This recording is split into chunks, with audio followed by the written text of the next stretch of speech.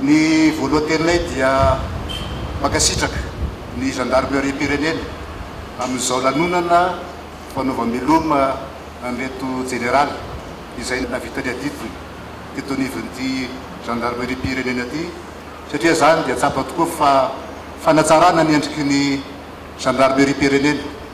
fanatsarana ny endriky ny folo-alin-dahy satria mahay makasitraka andro navitany adidiny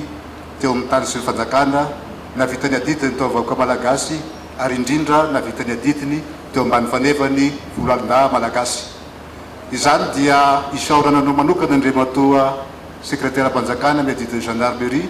satria dia tsy nitsahatra hatramin'ny andraisanao an'izany andraikitra zany, tsy nitsahatra ny nanatsara ny endriky ny gendarmerie manala ny rasy teo anatiny ary makasitraka ihany koa ireo mavita ny adidy tato amin'ny gendarmerie.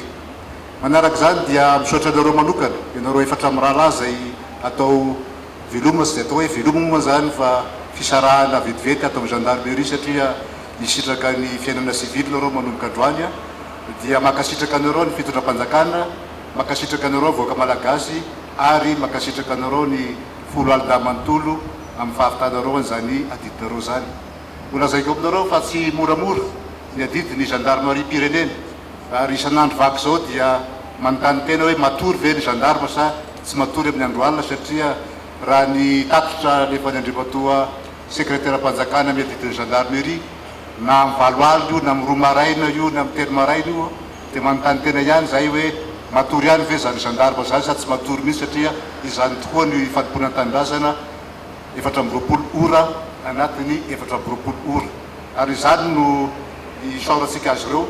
satria tsy moramora no mandalo an'izany fiainana mpitandro amin'ny filaminana zany. Manimbotraina hoy izy andriamatoa sekretera-panjakana nkeo, ary raha tonga amin'izany hoe generaly gendarmerie zany dia fantatra fa nandia zavatra sarotra tany mampolo taona maro, ary dia zany no akasitratsika azy reto manokana. Ny tiako lazaina faharoa dia mitohy ny adidy eto anivon'ny gendarmerie eto amin'ny tany sy ny fanjakana. Mitohy satria ny ratsy dia tsy kely lalana,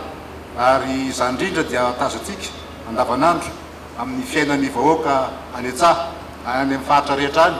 raha eny fa sy tsapo fa miena ny asan-dahalo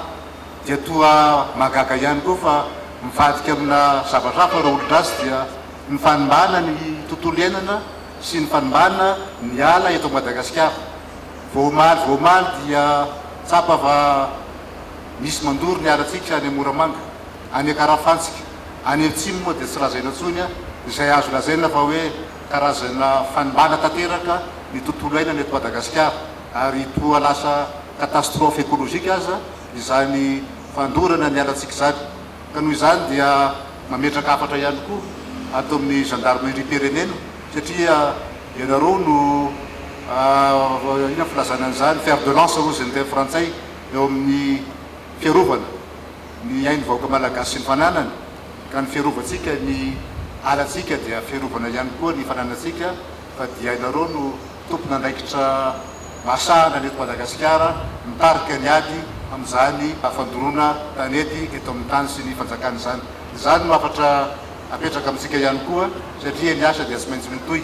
ary ny farany moa dia araky ny teny andriamatoa sekretera-panjakana teo, na dia efa lasa misotro ronono aza ireto jeneraly manambonatra atontsika reto dia tsy miteny akory zany fa tapaka tanteraka ny tady eo amin'izy ireo sy ny gendarmerie, eo amin'izy ireo sy ny folo alin-dahy, fa dia mitohy foana ny falahina, mitohy foana ny asa marara zay